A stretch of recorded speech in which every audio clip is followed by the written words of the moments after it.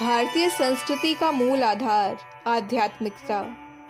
भारतीय संस्कृति के दृष्टा, उद्गाता, निर्माता और प्रवर्तक भारतीय ऋषि रहे हैं, जिन्होंने समाधि के दिव्यतम शिखरों पर स्थित होकर तत्व उपलब्ध किया, देखा, अनुभूति ली और भौतिक जगत की परिस्थिति, स्थान, काल और पात्र यानी मनुष्य की योग्यता, विकास एवं विभिन्न विषयक धारणा शक्ति के अनुसार इसे स्वरूप प्रदान किया। इसीलिए भारतीय संस्कृति का मूल सदा से आध्यात्म या परमात्मा रहा है। चूंकि भारतीय संस्कृति का मूल भगवान है और जिन्होंने इसे देखा, उपलब्ध किया, वे दृष्टा ऋषि हैं, जो परातत्व को प्राप्त कर स्वयं भगवान या उनके सदृश गुण प्रभाव वाले बन गए हैं। उनकी अनुभूति जब विचार भावना में अवतरित होकर वाणी का स्वरूप धारण करती है, तो उसी वाणी को हम वेद ज्ञान शब्द से बोध करते हैं। ऋषि जब सच्चिदानंद के उच्च स्तरों से नीचे आकर दुख, रोग, वासना, पंकिल, पापेक्षा, स्वार्थ युक्त कामनाओं से भरी इस सृष्टि को देखते हैं, तो अनायास स्वभावतः ही उनकी अंतरात्मा अभीप्सा करने लगती है कि इस सृष्टि में सभी सुखी, आरोग्य, शुभ दृष्टि वाले एवं आनंदमय बने। उनकी यही अभीप्सा संसार में फलवती चरितार्थ हो, इसके लिए उन्होंने भिन्न भिन्न सद्गुणों का चयन, दुर्गुणों का परित्याग, संयम, नियम, जप, तप, उपासना, दान, उपकार, सत्कर्मों के विधान रचे। पर ये बाह्य कर्म विधानों के रूप एक ही लक्ष्य स्थान पर जाने वाले विविध पंथों की भांति कभी एक नहीं होते। इसके अतिरिक्त व्यक्तियों और समुदायों की मनोवृत्ति तथा रुचि में देश, काल और पात्र के कारण जो भेद रहता है, उसके अनुसार भी विभिन्न प्रकार के मार्गों की आवश्यकता पड़ती है।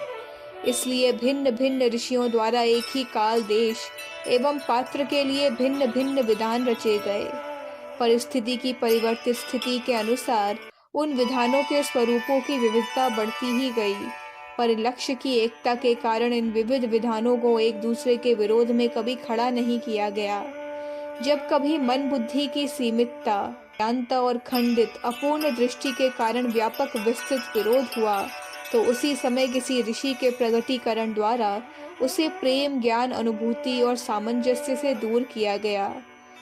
समाधान पूर्वक अज्ञान के अंधकार का नाश हुआ। भारतीयों की इसी आस्था, श्रद्धा, विश्वास एवं निष्ठा के कारण ही भारतीय संस्कृति अनेकों बाह्य रूप परिवर्तनों के बीच बहती हुई भी अपनी अखंडता, अजस्त्रता, निरंतरता संरक्षित रखे रही। साथ ही सदा समय समय पर आवश्यक परिमार्जन होते रहने के कारण कोई कालिमा, कलंक और काई इसमें नहीं लगने पाई और न आज भी उसमें कोई धूलिकण और धूमिलता का लवलेश वहाँ टिकने पाए हैं। भले ही ये कहा जा सकता है कि आज उसके लक्ष्य के अनुसार आचरण करने वालों की संख्या में भारी कमी आ गई है, पर व्यक्ति रूप से ही नहीं, सामाजिक रूप से भी उसका स्वरूप अव्याहत और अक्षुण्ण रहा है। इसलिए इस संस्कृति और धर्म को सनातन कहा जाता है। भारत की आध्यात्मिकता में ही भारतीय संस्कृति का निवास है। यही भारतीयता है। इसलिए ही भारतीय संस्कृति एकमात्र आध्यात्मिक, अति मानसिक, अति बौद्धिक संस्कृति है। जिस प्रकार परमात्मा सृष्टि के सभी प्राणियों के कल्याण का विधान करता हुआ सृष्टि, रक्षा और संहार करता है, उसी भांति भारतीय संस्कृति भी सदा सद्गुणों की सृष्टि, उनका संरक्षण एवं कल्याण, विरोधी दुष्ट तत्वों के विनाश की व्यवस्था करती है। वस्तुतः यह मानवीय, विश्वव्यापी और सर्वलोक हितकारिणी संस्कृति है। जो इसका अपनी अज्ञानता के कारण विरोध करता है, उसका भी कल्याण करने की ही यह संस्कृति सोचती और मार्ग बताती है। अभी तक मनुष्य ही इस सृष्टि का सर्वश्रेष्ठ या सर्वाधिक विकसित प्राणी है। इससे इतर सभी प्राणियों की अपेक्षा मनस्तत्व का उन्नत विकास इसी में आकार हुआ है। पर मन बुद्धि का स्वभाव ही है सभी वस्तुओं का विश्लेषण करना, सभी को अलग अलग करके देखना, एक दूसरे के विरोध में खड़ा करना, समष्टि रूप से भी अनुकूल और प्रतिकूल की भिन्न भिन्न श्रेणियां बनाना, आदि आदि।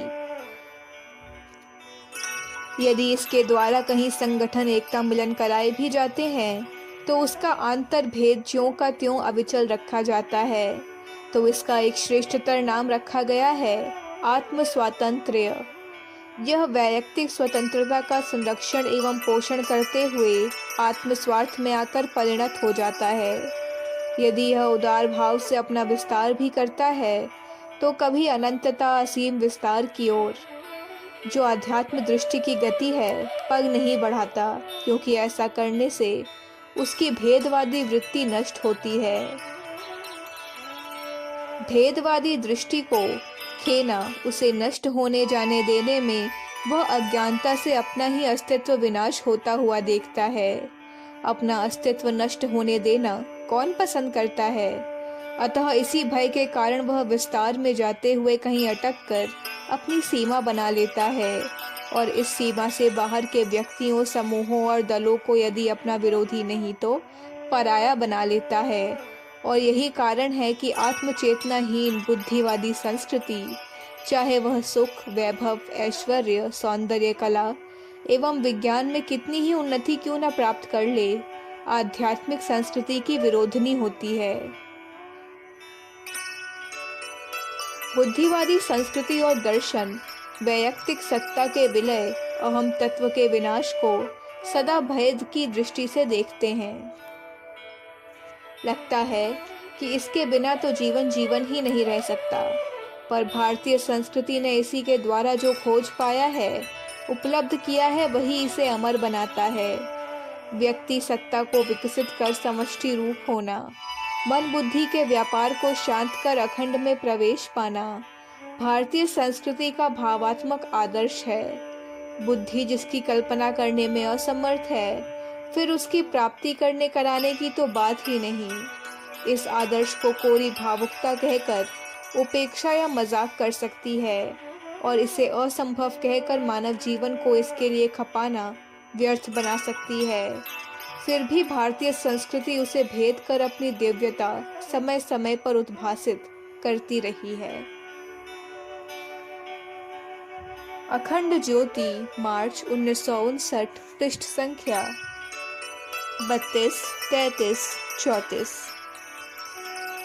हमारे YouTube चैनल विचार क्रांति दूत अखंड ज्योति पत्रिका को सब्सक्राइब करें एवं अगली वीडियोस प्राप्त करने के लिए बेल आइकन दबाएं। धन्यवाद।